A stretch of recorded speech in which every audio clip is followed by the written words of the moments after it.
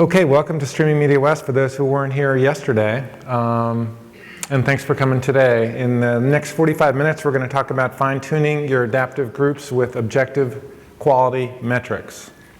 And I've been encoding video for more years than I like to recount. And I found that everybody's got an opinion when it comes to what's right for encoding. And what I like about objective quality metrics is they let me be informed rather than just opinionated. So, I do a lot of consulting and helping people figure out what the best parameters are for their, for their adaptive groups or for their single file streaming. And I've been using objective video quality metrics for about the last 3 years to kind of put some mathematical basis to those opinions. And that's kind of the workflow I'm going to share with you this morning. Here's our agenda for the next 45 minutes. Start off talking about what objective quality metrics are, talk about the tools that I use, and then we'll look at applying those tools to common configuration decisions you make when you encode with X264. Then we'll look at measuring adaptive groups, and then we'll talk about where to go from here. So what are objective quality metrics? We all know the best way to measure video quality is to have people look at the video and form opinions, right? That's the acid test. That's really what we want. The problem is that it's too expensive and it's not automatable. It takes a long time, costs too much money. It's kind of a problem to do. So what the industry has come up with is a bunch of algorithms that attempt to predict how different viewers will judge video. And some of the ones that we've heard of are PSNR, SSIM, for structural similarity index. The video quality metric is kind of the metric that I've liked since I got the Moscow University tool. We'll look at what that is in a second. And then there's another newer metric from the people who invented SSIM called SIM+. And that's in a tool called the Quality of Experience Monitor from SSIMWave. And that's a tool that I reviewed, and I've reviewed both of these tools, and you'll see links to those in the presentation. And the SIM+ tool has got some pretty unique elements that we'll cover in just a second.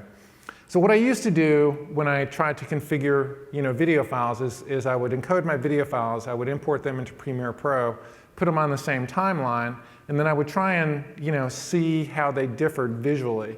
And that's pretty valid, and I do that sometimes now, if I want to back up the mathematical stuff that I'm looking at.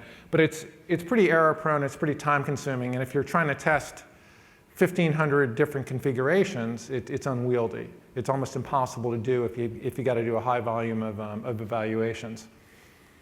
And this is kind of what I went from looking at files one by one to a lot of automated tools that allow me to create a chart like the one that you see over here on the left. And in that chart, and we'll see ones that look like that, the green files are the highest quality, the orange files are the lowest quality, and the red squares indicate a variation of over a certain percentage, I think 7.5%. So I went from looking at files visually to this kind of data that I think you get so much more of it, it's very useful. And if you're in the consulting business or you just want to show your boss you know what you're doing, you've got real math and real statistics to kind of back up your opinions. So the benefits of objective quality metrics, you get more data, you get better data. And the basic high-level operation is you start out with your input file. You start out with your source file, usually a mezzanine file. You encode it, and then you use the tool to compare the original and the compressed file. And I say trust but verify with these objective quality metrics. And the objective scores are nice, but these tools let you look at the files that you've encoded so you can see the actual quality deficits that they're reporting. And that's important as well. Sometimes you'll get very little differential. So this is an example of how VBR versus CBR differs. The overall score is very similar. CBR is a little bit behind, but it's not significant enough to really warrant any kind of change. But if you look at individual regions in the file, which is a section here that we're looking at, the CBR file gets very, very ugly for a very brief period of time. So not only these tools give you scores you can compare, they also indicate spikes of quality that degrade the overall footage. So you never look at just an objective score without checking the frames, and you'll see how these tools make that a lot easier than it is trying to do it the way I used to do it. So there's two tools that I use. I use the Moscow University Visual Quality Measurement Tool, that's VQMT, and it's developed by the same group of people, the same researchers who do all the H.264 and now HEVC comparisons. So these guys have been comparing files for years and years and years. I think they're up to their 13th comparison of H.264, and they just put out their first HEVC comparison. So they compare a lot of files, they use a lot of algorithms, and I think they've built a tool to facilitate their analysis. So it's a very user-friendly, very tool that I use almost every day.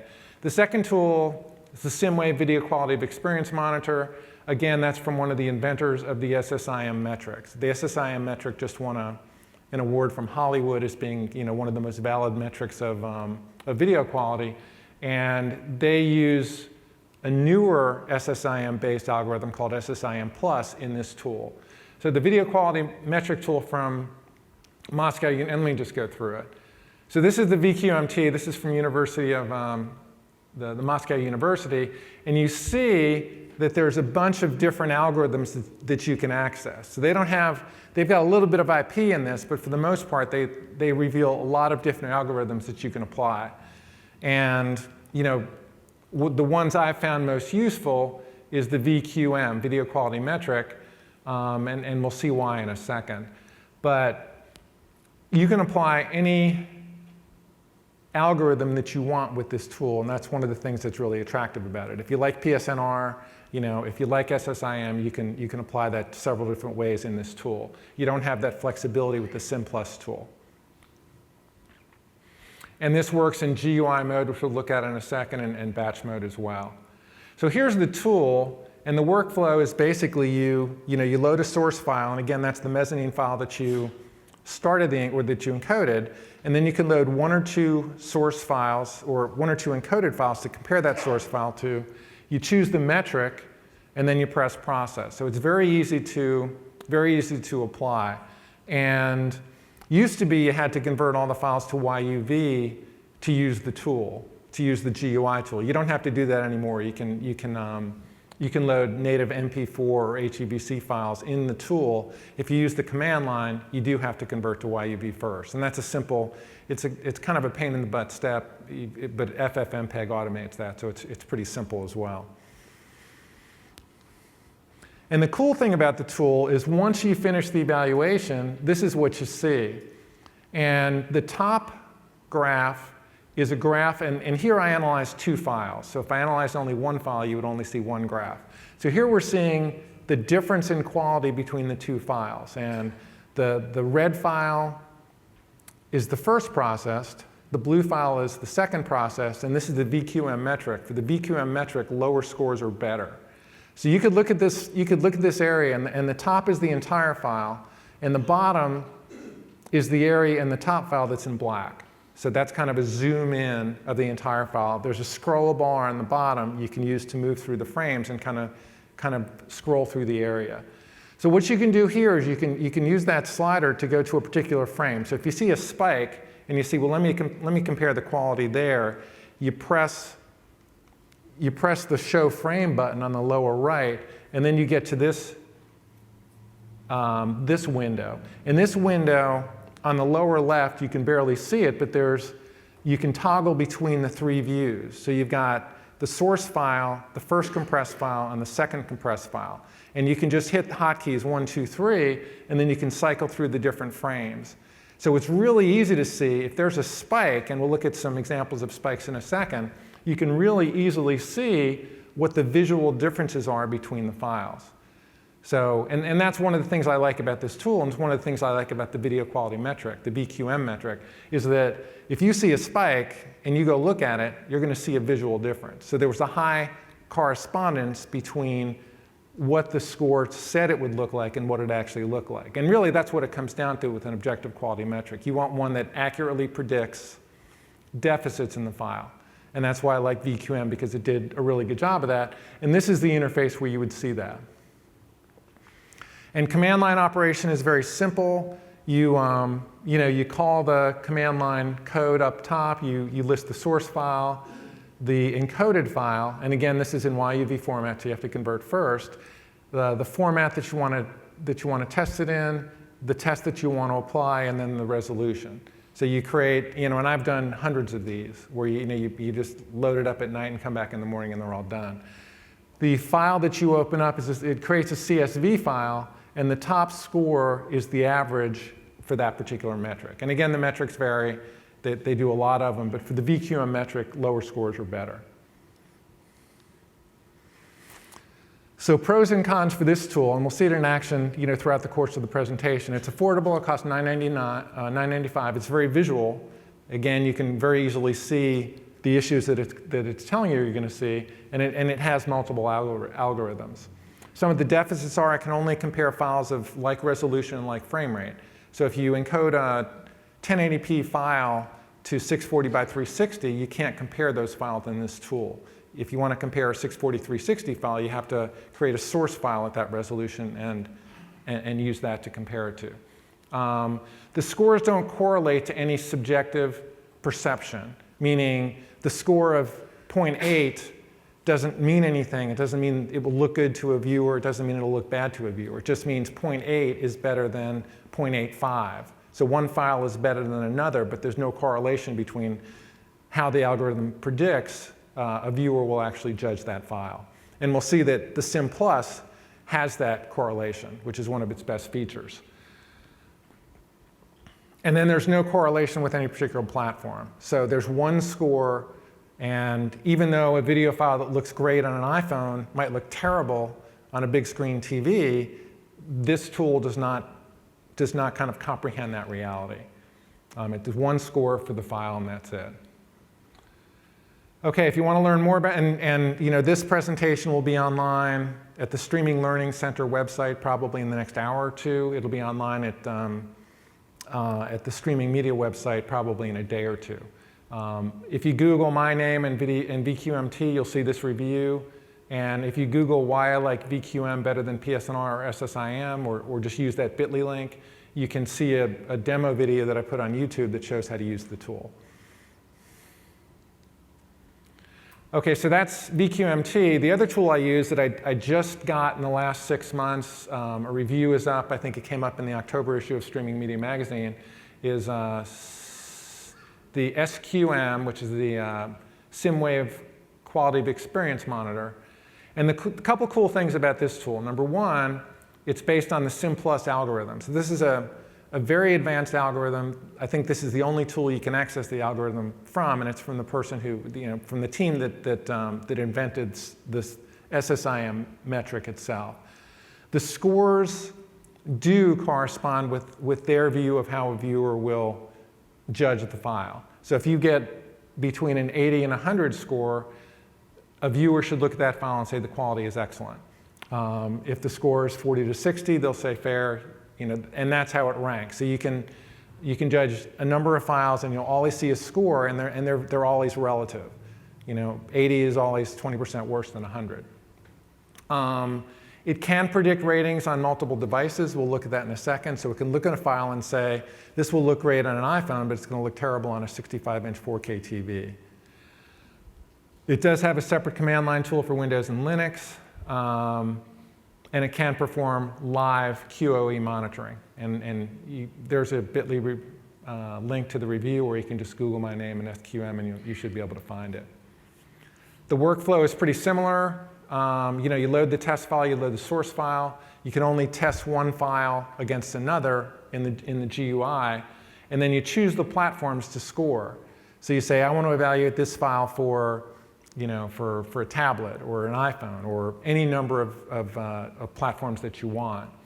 And then when you're running in GUI mode, this is the interface that you see. And the meters on the right are the scores for the different devices that you selected. And on the left is kind of the cumulative score for all devices during the test. The problem with this interface is you can't stop the video and go back and forth and look at the frame within the interface. SIMWave, the company is coming up with a way to do that, but you can't do that within this tool. I found that frustrating in my review. The upper right shows the local perceptual quality in the compressed file. You can toggle that to the source file if you want. And on the left is the compressed image. Here's the CS file, the CSV file you get back. There's a core score, which is just kind of an average score on no particular device. And then you get, on all the devices that you selected, you get different scores. So you see the Sony X9, the Samsung HU9000, which is a big screen 4K TV, and the Lenovo monitor. And then the mean score is the score that you're going to use for comparison purposes. So this is CSV file you open up to get the scores from this tool. And it can run two ways in batch mode. It has a batch mode that you load into the program. The nice thing about this is if you have any errors in your batch files, and I always have errors in my batch files, it tells you, it won't load the file. And then, so you don't start a file, think it's going to run all night, and then get stopped because you forgot to put the wrong drive in or the wrong address in. So very nice in that it does that. And then so basically you just let this run and it spits out the CSV files, and then you can look at those later. This is the interface that they're building. This is a separate browser-based interface where you basically drag the CSV file into the browser, and then you can compare as many files as you want. So this is coming. It wasn't in the version that I reviewed, but this is coming. And there's also the ability to click within this interface and then get to this interface where you can actually view the files like you could in the Moscow University tool. So they're doing a lot to make the tool a lot more visual. And this is all browser-based. So the cool thing about this is different people can use it on different computers. As long as you have the source files to refer back to, you can always kind of get this data. And you can always get this data without the different source files if you just send the CSV files and let them dump it into the browser. So it's going to be nice when this comes out. So the pros of the SSIMWave SQM tool is that it's got a unique algorithm, SSIM Plus. SSIM is very well respected. This is the next generation algorithm, and it's even more respected by the quality geeks in the video industry. The scores do correlate with viewer perceptions. That's pretty useful. It's a major frustration with VQMT. If you get a score of 2.4, you don't really know what that means. It's better than a 2.5, but you don't know if it's good or bad. It can do the multiple device checking. It can handle multiple resolutions, and we'll look at an example of that in a second. You can have a 1080p source file, and then you can test 640 by 360, 720p, number of different resolutions, and get scores from that same source file. And soon they'll have multiple frame rates. So if you want to check, what's better, 640 by 360 at 15 frames per second or 10 frames per second, you can do that kind of comparison. It's a more expensive tool. It's only got 3 algorithms instead of all the ones that the Moscow University tool has. And again, the current version lacks visualization tools, but those features are coming. Okay, so I wanted to, I teach a lot of, the thing about these tools is they're kind of addictive, right? So you start out, yesterday I taught a class on how to encode to H.264. So you say, okay, the optimal B frame setting is 3.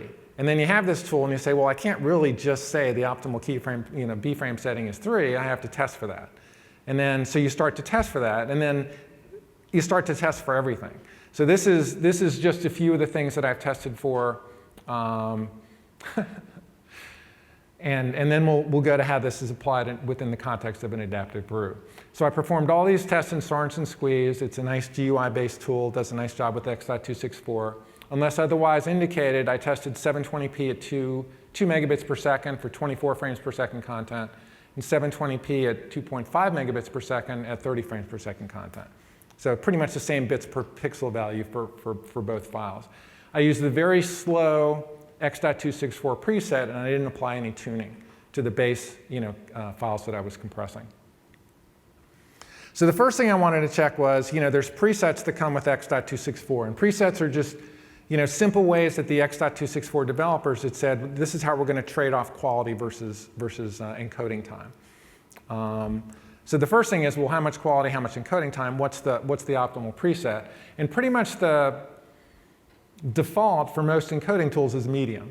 So if you don't do anything, if you just use the default, you probably end up with medium. And it turns out medium's not that bad a choice. So I looked at 8 files. Tears of Steel is the movie file. That's 24 frames per second content. 2 different animations. 2 general purpose videos that I had shot. One a concert, one a haunted house advertisement. 1 talking head to see how videos differed based upon the, if you had really low motion content. And then a Screencam video, because I encode lots of Screencams and I have clients who encode lots of Screencams. And then a tutorial video, which essentially is a PowerPoint and video. And then I encoded to all the presets. I measured how long it took to encode, and then I measured in VQMT and SQM. So here's what I found. So there's a range of presets here going from ultrafast, which is the fastest, to placebo. And according to both VQM and SQM, you get 95%, well, at VQM you get 98% of all available quality at superfast. Okay, so if you just don't use the ultrafast preset, you're getting 98% of the quality. And for SQM, you're getting, it's very close as well. And then this is kind of fun things you like to do when you have too much time on your hands and data, is then you kind of plot it and you say, okay, well, how does time relate to quality? And what you see is that, if you, at superfast, you get 98% of the quality in, not much longer time than you would with ultrafast. So you'd never use ultrafast. But if you were starting to get time constrained and you were using the medium preset, you could cut all the way down to superfast and you wouldn't lose that much quality. So if you're saying, okay, we either have to buy a new machine or encode faster, that's something you could do. On the other hand, if capacity isn't an issue, you could roughly double your encoding time over medium, go to the very slow preset, and then you get a little bit more quality at not much more encoding time. And this is, so what I'm basically saying is you're getting, 98% of the quality with superfast. So the difference between ultrafast and placebo is very significant. The difference between superfast and placebo isn't. So this is the difference between ultrafast and placebo. And again, you see massive differences between the 2 files that you processed. And this is superfast and placebo. And here you see very little differences between the files. This would not be visible if you actually looked at the file. So bottom line is, again, if you need to buy more machines to encode your video, switch to superfast. If you're really quality centric and have plenty of time, switch to very slow. Otherwise, medium is probably a pretty good balance. Okay, what about X.264 tunings? Anybody use tunings for the videos that they're producing? Another thing you get to measure is the effect of that. I looked at one animation, Big Buck Bunny. I found that tuning gave me about a 2% benefit. When I applied both grain and film to the 3 movies, didn't see a lot of pluses didn't see a lot of pluses, but Tears of Steel was 11.46% worse with the pretty much with both the film and the grain. So I don't recommend people use these, and I don't see any evidence that they're going to dramatically improve things anyway, and they could have a very negative effect. What about keyframe interval? I know a lot of people coming from the broadcast world like a keyframe interval of 1, as compared to 3, which is pretty much what a lot of people use. It can produce a pretty significant difference. In all the tests that I did, the keyframe interval of 1 was the worst score. That's the red. And longer keyframe intervals produced better scores. So, If you're using one and you're not forced to do that by the length of your adaptive group, I would switch to essentially the length of your adaptive group. I use 3 most of the time. Pretty interesting that in Big Buck Bunny and Screencam, there was a pretty significant difference in quality if you use the keyframe interval over 1. So these numbers are kind of significant. And then VBR or CBR, not surprisingly, CBR, if you're using one-pass CBR, that is always the worst alternative, except for that one case, the tutorial video. Again, that's the talking head in PowerPoint. And there, 2-pass was always the next worst, except for that one where it was the worst. And then the different VBR constrained produced different levels of quality, but they were always better than any of the CBR alternatives. And the total quality delta got pretty significant here as well, including the 45% difference for Screencam. If I wasn't, I'm working with a client now who does a lot of Screencams, so that's something I'll follow up on and make sure that's not file specific, but that's a pretty interesting data point.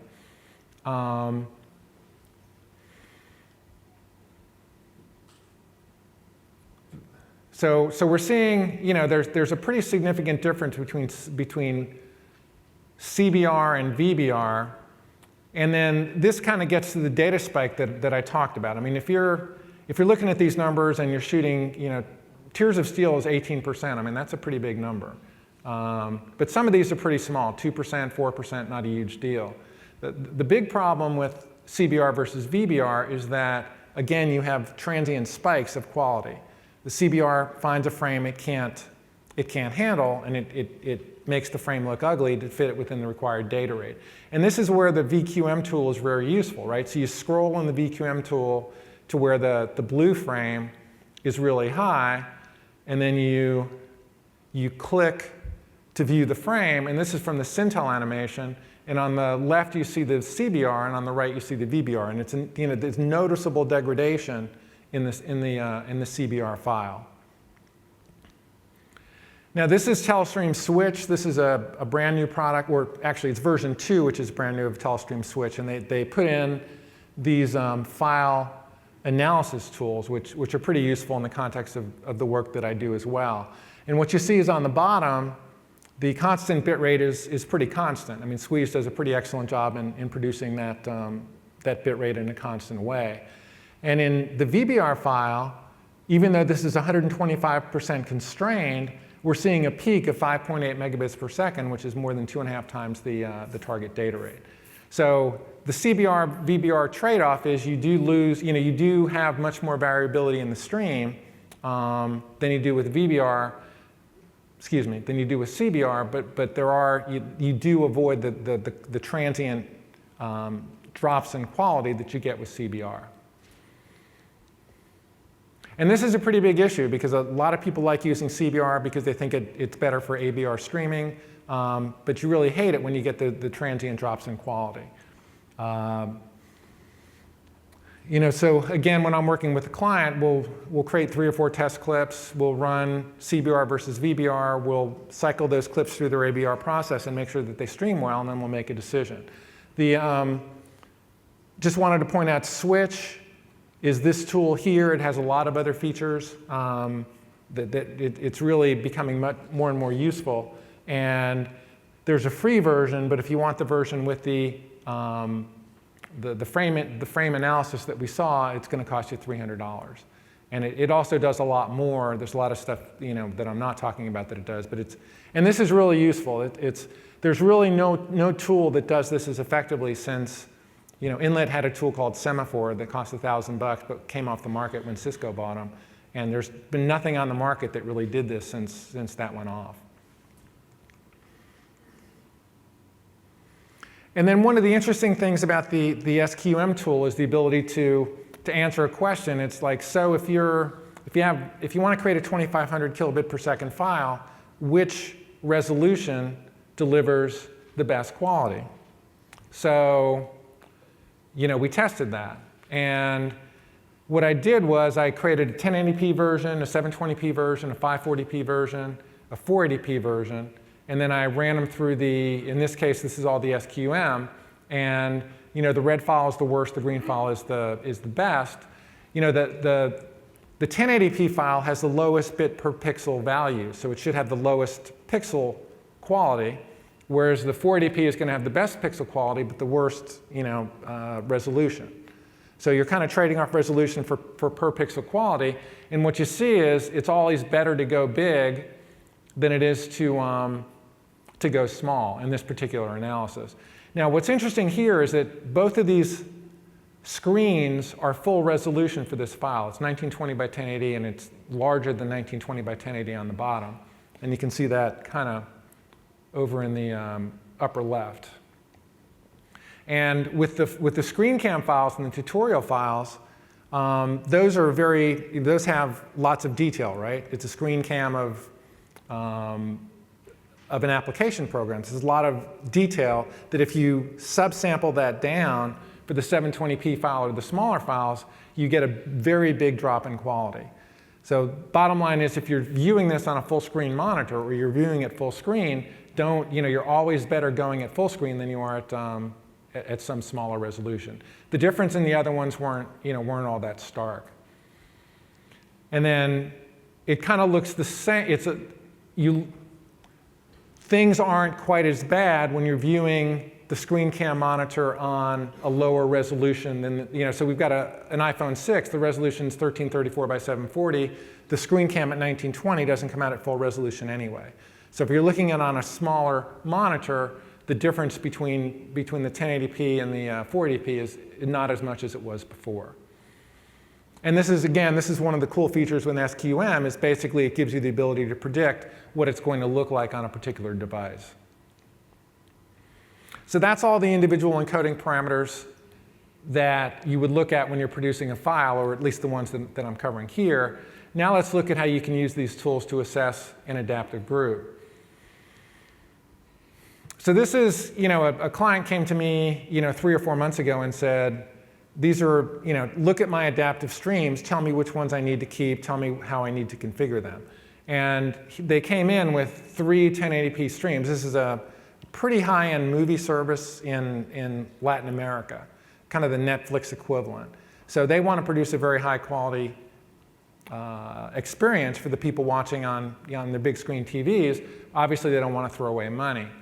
So they had 3 1080p outputs, one at 5 megabits per second, one at 6.5, one at 7.5. And if you run the tests, you see, SQM, anything in the 80 to 100 range is excellent. So all 3 of these files rate excellent with the SQM tool. And even with the VQM metric, you're only seeing an 8% difference between the highest quality and the lowest quality at 1080p. So, decision one is, do you get rid of the 6500 file and just go with the 7500 and the 5 megabits? And that's pretty easy, right? I mean, you're going to drop one of those 2 files because there's no visual difference. So what we ended up doing was just losing the 7.5 megabit per second file because it was costing them more to deliver, costing them more to encode, but it wasn't increasing the quality of the experience. And then it came down to, okay, well, what do we do? Do we use the 5 megabit per second file or the 6.5 megabit per second file? And this is where you look at, if you go back to this frame graph, you see very little difference between the 2 files. And this is the 75 to 65 comparison. If you go to the 65 to 5 comparison, you're starting to see some regions where there are more differences. And that's when a couple things you can do about that. And I guess one thing you have to decide when you go into this at the start is, what do we care about? Do we care about the average quality, or do we care about the absolute worst quality? Do we want to avoid any quality issues, or do we want to deliver an overall high experience with some potential deficits? And from what I see on TV, everybody's digital these days, and you see blockiness artifacts, and even on broadcast or network TV or Netflix, sometimes you see ugly video. But you have to ask yourself, it's like, do we care? Do we want perfect quality all the time, or do we want, very, very good quality with some transient drops in quality? And that's one of the cool things about the VQMT tool is in addition to the frame graph that lets you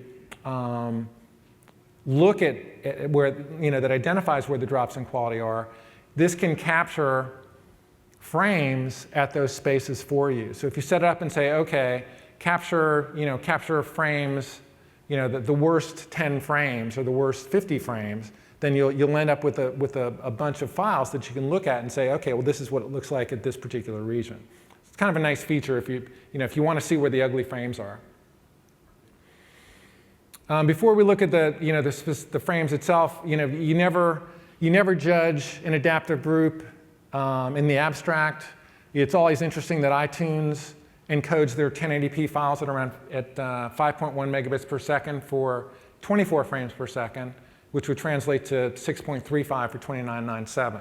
So that's an interesting data point. Apple is basically, where people who are submitting to iTunes are basically saying they need 6.5 megabits for 30 frame per second files.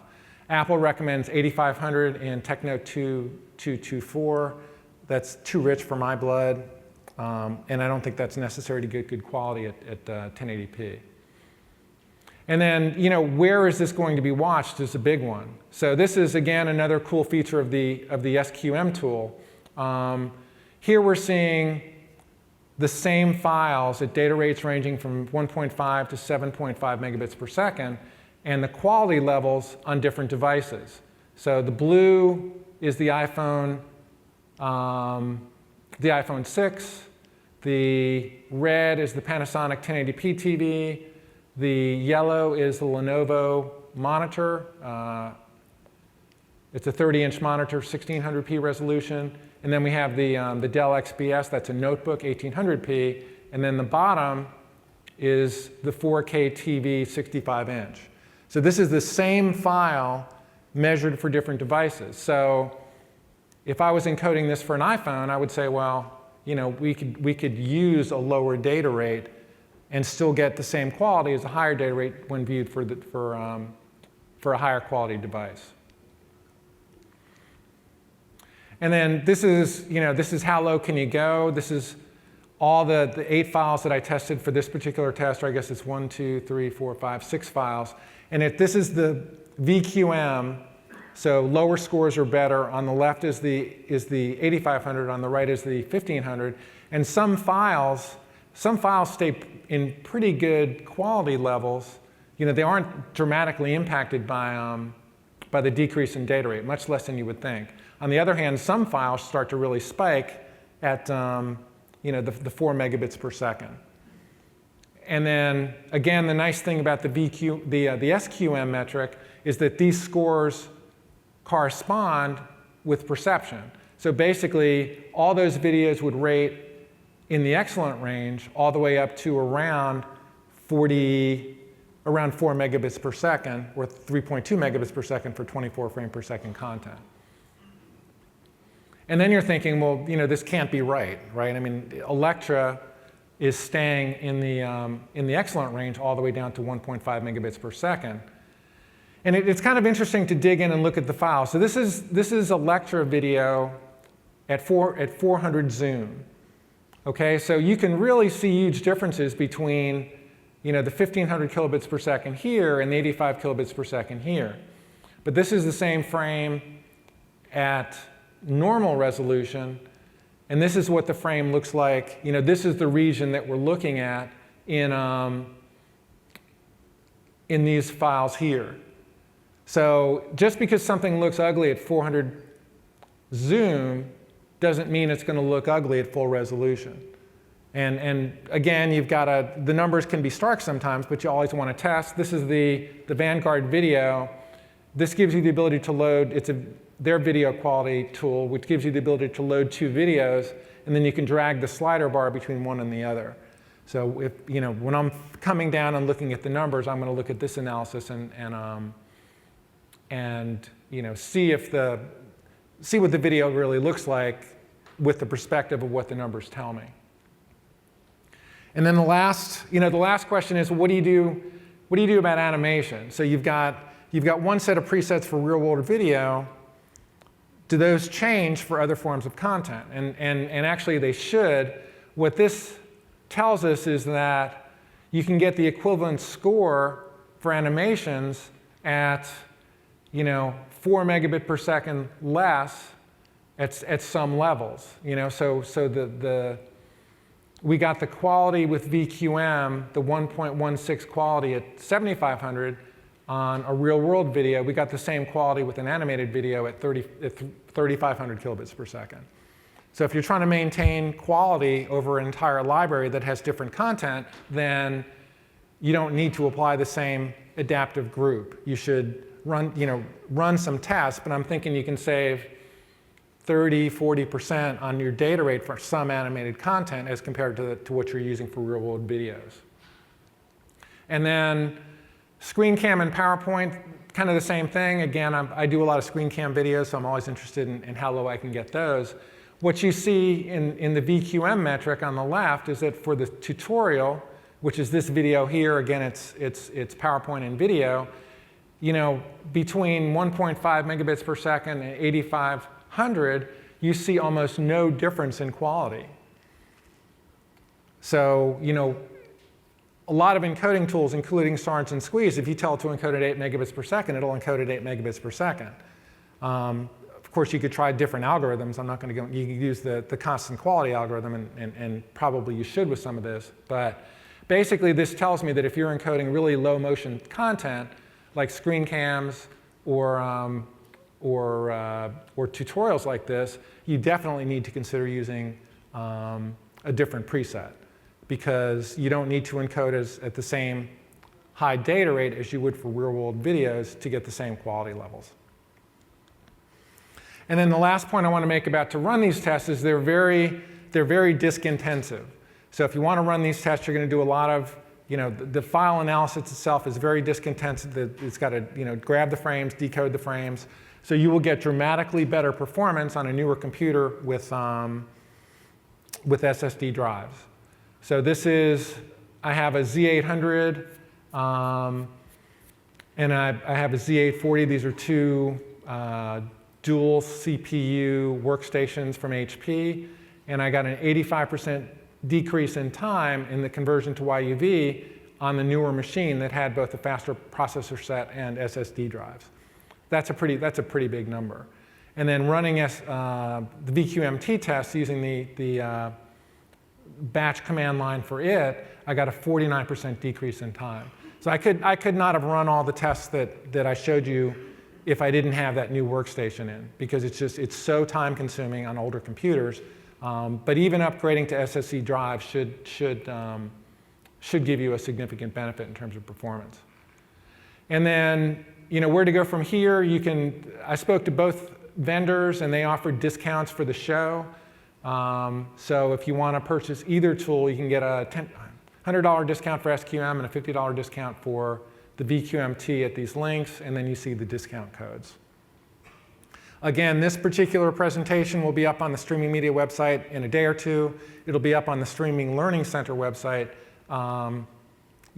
probably by the end of the day. Any questions? When you convert the VBR to CBR. Oh, you know what? I have to get you they want to record this question.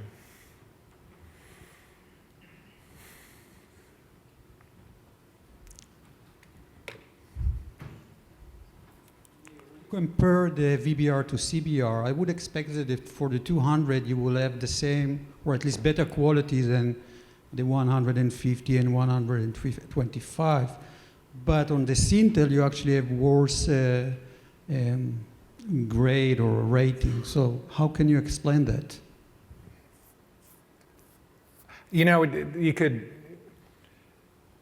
if I really needed to get into it, I would probably use the Telestream tool and just look at the frames output by the different, look at the frame profile. It could be that, we saw that the 125% constrained went over the 125 constraint. So it could be that all of those have a very similar profile, so the differences are just, random noise rather than anything significant. So that's the first thing I would check. And then otherwise, again, as I started off, opinions are great, but, if you test everything and this is what it comes out as, then you know, those are the results. So again, it's not an opinion thing. You would think, as you say, that 200% would deliver better. But if you look at the files and it really is 200 as opposed to 125, then the data is the data. And there is, you know, there is no. I mean, I was very surprised at how little difference it made. You know, I agree. Thanks.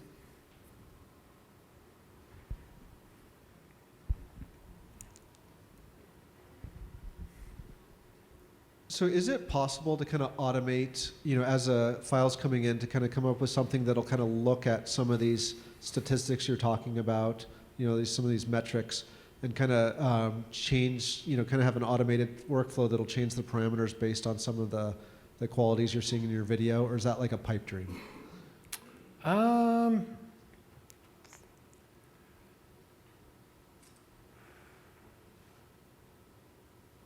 Hard, you know, I don't know. A lot of this is just pain in the butt work. You know, just even grabbing data from a file. I mean, if you're a programmer, you can probably automate some of that, okay. But it really depends on your program. We have a lot of programmers, so I mean, I kind of looked at the, you know, anytime I see numbers like that, it's like, hey, can we automate that? Yeah. And it sounds like the answer is some of it, maybe. Well, I mean, if you can interrogate a CSV file and pull data from it, you know, you can. It's not beyond the realm of possibility. Okay. But it's not anything that I'm not capable of doing it, so it's hard for me to comment on it. Okay, thank you. Hey, Thomas Edwards from Fox. I was a bit confused about the different quality on different devices. Is it more accurate to say that's different quality at different viewing distances, or does it actually have something to do with a particular device? It's you know, the SIMWave people are here at the show, and they'd be better qualified to answer that. But the and yeah, why don't you? Are you from? This is Abdul. I'm from SIMWave. Hi, Jen. So a couple of things. First of all, you can automate that. So I can answer that question later on. So you can do this on the fly, drive an encoder based on quality of experience measure. The other thing is it's both viewing conditions adaptive and device adaptive. So we have both settings in there. You can set the viewing distance as well as you can set the device. So both parameters are there, including brightness as well, and a lot of other viewing condition parameters. Hi, Diane Struntner from Nice People at Work. So you said that you really don't have any, ideally you guys would be situated client side to see how the actual end user interprets some of this video. So are you exploring bringing in some of this QoS data from the player side, so when the video actually gets to the consumer that you can get that feedback and then apply that to your encoding strategies? I mean, there are tools that also here that do that, but that's kind of beyond the. I kind of live on the file-based, you know, on the file-based side, not on the player side. It's an interesting thought. Yeah, because that would kind of complete the process, right? So you'd do the best on your end to get the encoding when it's sent out to the best types of qualities. Then you understand how it's interpreted by the end users, and then the combination of data can be applied to really improve the. Yeah, if you can get viewer data, I mean, that's the gold standard, but it's just really hard to capture. Okay, I think we're being told to wrap up. Any final questions? Okay, thanks for coming.